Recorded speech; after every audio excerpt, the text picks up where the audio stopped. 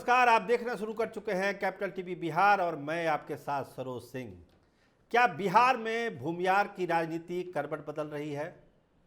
क्या भूमिहारों में इतना गुस्सा है जो एनडीए को उस मुकाम तक ले जा सकता है जिसकी कोई कल्पना भी नहीं कर सकता है? तो आखिर क्यों है गुस्से में भूमिहार समाज और क्या चुनाव का गणित भूमिहार समाज इस बार एनडीए के लिए बिगाड़ देगा? ये बड़ा सवाल सत्ता के गलियारों में गूंज रहा है और सबसे ज़्यादा इसकी गूंज दिखाई पड़ रही है जहानाबाद में, जहां भूमिहार समाज को लगता है कि उनकी सीट एक बार फिर बंधक हो चुकी है। क्या सही मायनों में वो सीट बंधक हो गई? याद करिए 19 का चुनाव, जब चंद्रवंशी जी को टिकट दिया गया था एनडीए से, जनता दल यूनाइटेड से, तो चुनाव के बाद और चुनाव के समय, चुनाव के बाद भी नीतीश कुमार और ललन सिंह ने कहा था कि चलिए इस बार जो हो गया तो हो गया, अगली बार ये गलती नहीं दोहराई जाएगी। लेकिन लगता है कि वो गलती दोहरा दी गई। तो जहानाबाद में फिर होगा क्या? देखिए, एक पर्दे के पीछे एक गोलबंदी हो रही है भूमिहार समाज में। सारे भूमिहार नेता जहानाबाद के लगे हैं कि इस बार सबक सिखा देना है, इस बार हम छोड़ने वाले नहीं हैं। तो वो करेंगे क्या? देखिए, चिराग पासवान की पार्टी से अरुण कुमार का इस्तीफा हो गया, उन्होंने पार्टी छोड़ दी।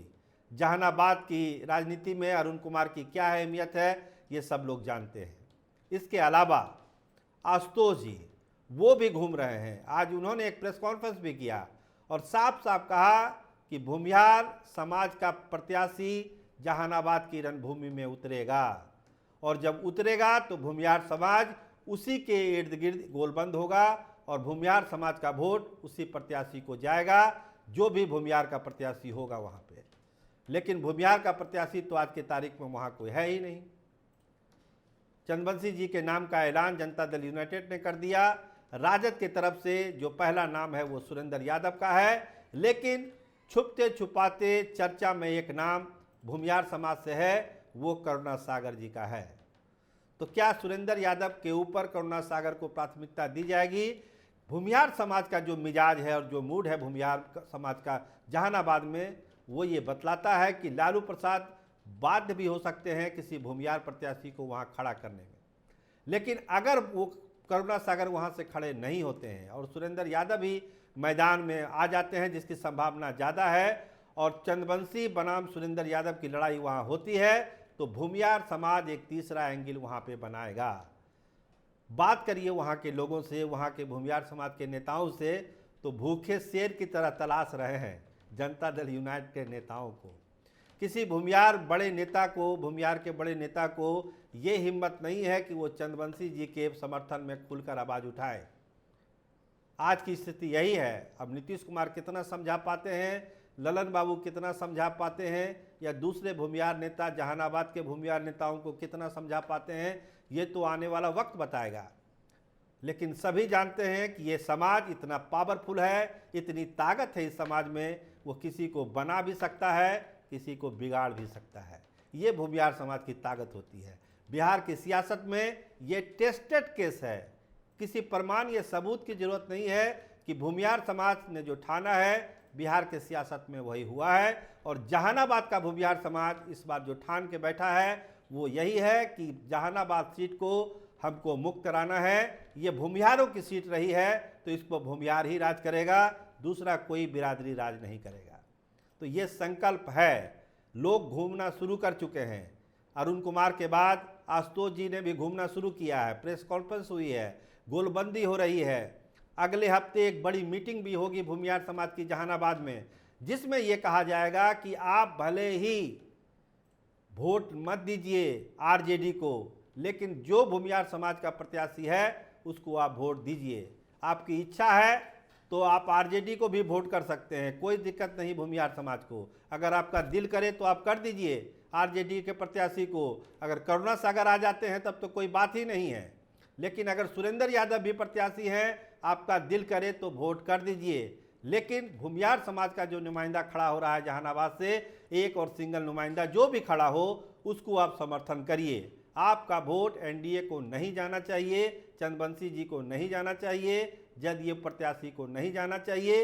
इस तरह की अपील अगले हफ्ते की बड़ी बैठक में होने वाली है। समय है, कितना डैमेज कंट्रोल करेंगे नीतीश कुमार ये उनके ऊपर है। लेकिन जो माहौल बना है जहानाबाद में वो यही है, वो जनता दल यूनाइटेड को नुकसान करने वाला है। पिछला जो चुनाव हुआ 19 का, उसमें भी किसी तरह गिरते बजड़ते चंद्रवंशी जी जीते 1700 कुछ वोटों से, जैसा बताया गया है। तो क्या ये जो नैरो मार्जिन है 1700 वोटों का, उसको क्या इस चुनाव में बांटने की कोशिश होगी, बढ़ाने की कोशिश होगी? तो कोशिश होगी तो उसमें तो सबसे बड़ा डेंट भूमियार समाज ही लगा रहा है।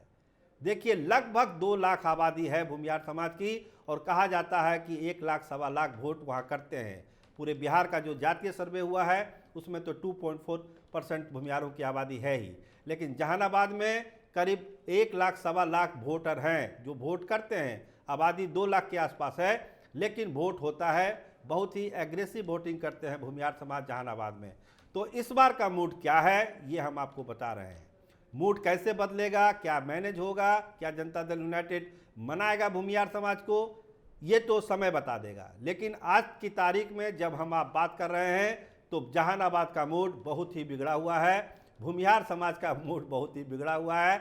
इस बार वो मानने के मूड में आज के तारीख में नहीं है। वो कहते हैं कि पिछले बार ही नीतीश कुमार ने कहा था कि गलती हो गई, अब आगे गलती नहीं होगी। तो फिर गलती बार बार क्यों हो रही है? क्या भूमियार समाज को ठगा जा रहा है? उसकी जो ट्रेडिशनल सीटें हैं, जहानाबाद जैसी सीट भी अगर दूसरे बिरादरी को दी जाएगी तो भूमियार समाज जाएगा कहाँ? तो ये एक कहानी है। देखिए, जातीय गोलबंदी बिहार की सच्चाई है, इसको मानना पड़ेगा। आप कहेंगे कि जात के आधार पर विश्लेषण क्यों हो रहा है? तो होगा, क्योंकि ये बिहार है, यहाँ उसी आधार पर वोट भी पड़ते हैं और उसी आधार पर उम्मीदवारों का चयन भी होता है। लेकिन अति पिछड़ा का सीट जहानाबाद है या नहीं है, ये साबित करने के लिए भूमियार समाज बहुत ही एग्रेसिव है। वो ये मान के चल रहा है कि ये भूमियारों की सीट थी, यहाँ पे भूमियार प्रत्याशी ही एनडीए से होना चाहिए था, जो हुआ नहीं। तो इसका जो है बदला लिया जाएगा, और हम लोग अगली बैठक कर रहे हैं अगले हफ्ते, उसमें तय हो जाएगा कि भूमियार समाज का कौन प्रत्याशी होगा और वोट किस आधार पर होगा। एक लाइन तय है कि अगर भूमियार समाज आरजेडी को भी वोट करना चाहे, कुछ लोग तो करें, कोई दिक्कत नहीं है, लेकिन जो भूमियार प्रत्याशी खड़ा होगा उसको सारे लोग गोलबंद होकर वोट करें। ये अपील अगले हफ्ते होने वाली है। अभी छोटे छोटे ग्रुप में वहाँ पर मीटिंग हो रही है, लेकिन एक बड़े बैठक की रूपरेखा वहाँ पर तैयार की जा रही है। अरुण कुमार के इस्तीफे के बाद मामला और गरमाया हुआ है जहानाबाद का, और जिस तरह से आशुतोष घूम रहे हैं उस इलाके में, जनजन पार्टी के हेड हैं वो, उसके बाद भी वहाँ एक चर्चा है, क्या गोलबंदी इतनी मजबूत हो जाएगी कि एनडीए को वहाँ हार का सामना करना पड़ेगा?